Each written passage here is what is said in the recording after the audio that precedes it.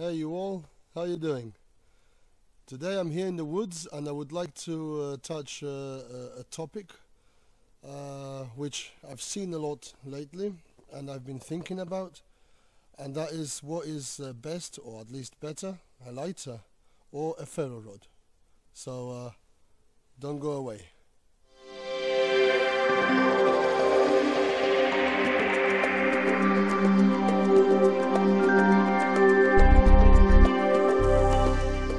So the videos I've watched about what is better, a ferro rod or a lighter, in my opinion they've been a bit biased and they haven't really shown the potential of both.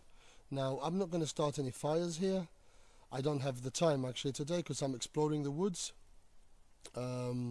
exploring some woods. I want to check out some new areas, but that's not the case or the point. Ferro rod. Yeah, okay, can you see that? We all know what a ferro rod is.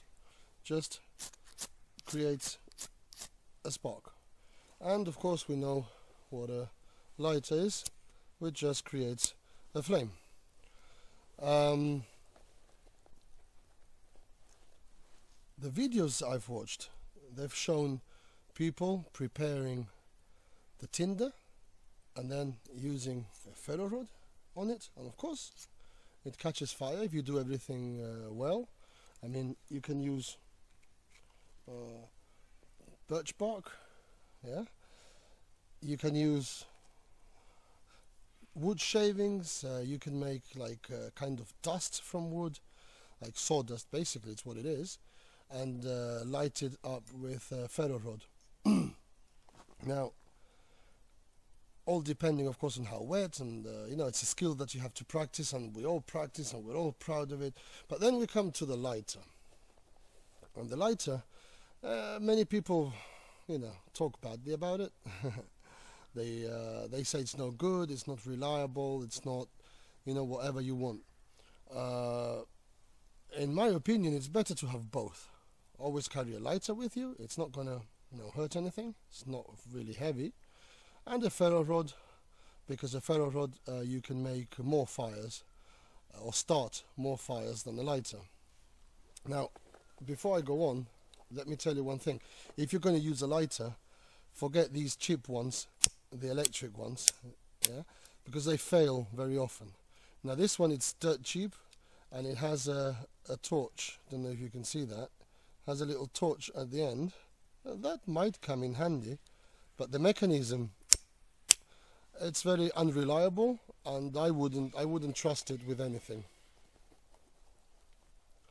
So, as I said, people, they prepare their tinder when they're going to use a ferro rod. You know, they scratch the birch bark, then they dig in the ferro rod. You know, they strike it a few times, it catches. Oh, fantastic! What do they do next? They get a stick. Yeah. They get a lighter, and see if I can show you that. Yeah. Oh, you see, a lighter is unreliable. A lighter doesn't work. Well, of course it's not going to work like that. It actually started smouldering a bit. Of course it's not going to work like that. The same as you prepare your tinder for the ferro rod, you should prepare the tinder for your lighter. In some cases, it is even easier with a lighter. Because, for example, birch bark, yeah, if you fluff it up a bit, let's say like this one, this piece, if you fluff it up a bit, I mean, you don't have to scrape it, you don't have to do much with it, and then, let me see, oops. Yeah, so it's going to catch on fire already.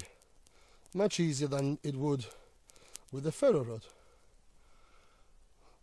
Don't worry, there's snow on the ground, as you can see. It's gone out already immediately.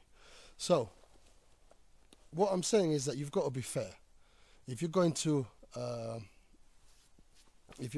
compare a ferro rod and a lighter, be fair on the lighter too, because the lighter has a lot of uses. Now, me as a smoker, I know how to use a lighter better than a non-smoker who doesn't practice his skills. Because yes, a lighter, you need skills. it's not just, you know, flicking it and, you know, and you get a flame and that's it, because there are other things. For example, if a lighter gets wet, right? If a lighter gets wet or falls in the snow, all you have to do is blow into it. You know, you get everything out. And then even on your glove, you just rub it a few times, yeah, and it should work again. So it still has its uses. Maybe in wet conditions the ferro rod is more reliable. It depends also.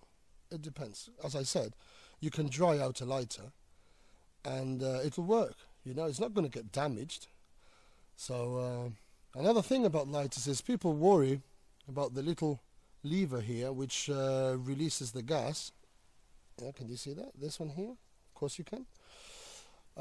You know, when you put it in your pocket, you put it in your bag, it might press on something, you know, and all the gas comes out. And when the time comes, your lighter is just a micro ferro rod, because that's what it's got inside. So it's like a little ferro rod in there, which creates spark. You know, I've been smoking for 27 years, not proud of it. And I've never had that happen to me with a lighter. And I carry it in my pocket, in a bag. I carry a spare one, because lighters, they die when you use them often. Eventually, of course, the gas runs out and it's dead. So this has never happened to me, so I don't know what's all the worry about, you know. Maybe it's happened to other people. I don't know. So I don't suggest that you just ignore the fact. But I'm just saying that it's never happened to me. Right. Then, well, lighters get cold. They get cold in winter and they don't work. True, they do get cold. If it does get cold, all you have to do is shake it a bit. Just a bit, like, that's it. And it will light. Yeah? Tried and tested for many years. A way of preventing it from getting so cold that it won't work is keeping it next to your body. Now, sometimes your jacket pocket, the outside pocket, this one, maybe this one here, is not warm enough to keep the lighter warm, especially if there's a lot of wind coming, and sometimes it still freezes. So what I advise you to do is very simple. Yeah? If it's cold enough for your lighter to freeze, it is cold enough for you to have gloves. So what you do is you just stick it in your glove, and that's it. And I guarantee you that it will stay warm. Will it bother you while you're working, while you're batoning, while you're sawing? It doesn't bother me at all. I mean, I feel it, I know it's there, and when I grab something heavy, I understand that there is something there. Does it press on my hand and hurt me? No. Will it damage my hand? No. At least not my hand. And it keeps it warm. It will keep it warm all the time. Of course, you can stick it deeper into your clothes, but if you need it, you know, you have to look for it, dig for it. I'd rather just have it here, in my glove, and it stops it from freezing. Basically, I mean, ferro rod is incredible. I love it, and this is, I don't know how many ferro rods I've gone through already, practicing my skills, starting campfires. It can get wet, it doesn't matter. I mean, it can freeze, you just scrape the ice off, it's going to work. All I'm saying is that they both have their uses, and in my opinion it is much better to have both of them. That's it. Another thing, actually, one more thing. Another thing that people complain about is your hands are frozen. Your hands are frozen and you can't work the lighter mechanism to start the lighter, you know, to get a flame because your fingers are frozen. That is true. When your fingers are frozen, it's very hard to use a lighter. So, you know, don't freeze your fingers. But let's say that they are. If your fingers are frozen, it's not much easier. It's not much easier to use a ferro rod, isn't it?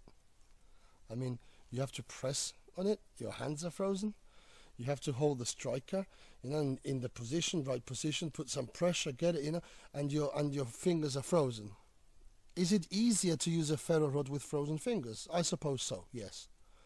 Is it impossible to use a lighter when your fingers are frozen? No, it's not impossible. I've done it before, and I'm nothing special. So all I'm saying is, you know, I've watched a few of these videos, and I was not happy with reviews or comparisons or tips that they were giving. Who posted the videos? You know, it's not important. I'm not here for that. I just wanted people to understand that both have their uses. Well, I think I've spoken enough. I'm going to enjoy this wonderful winter day in the woods and do some exploration. So, thank you all for watching. Bushcraft Ukraine out, and God bless.